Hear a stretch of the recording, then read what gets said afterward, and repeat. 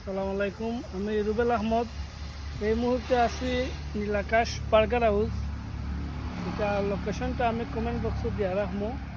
আর এখানে আপনারা বিশেষ করে আইবা, বিকালবেলা আইবা, আইলে খুব ভালো লাগবো। অনেক গাছের বাগান আছে, অনেক গাছের মাঝে আছে মালটা গাছ আছে, লেচু গাছ আছে, বা আরও বিভিন্ন জাতের গাছগাছালি আছে। আপনারা এখানে আইবা আর পুরো ভিডিওটা দেখবা। ভালো লাগলে আমার পুরো ভিডিওটা আপনারা সবাই শেয়ার করবো। কত সুন্দর মালটা, ছোট্ট একটা গাছের মধ্যে কত সুন্দর সুন্দর মালটা গাছ দেখুন।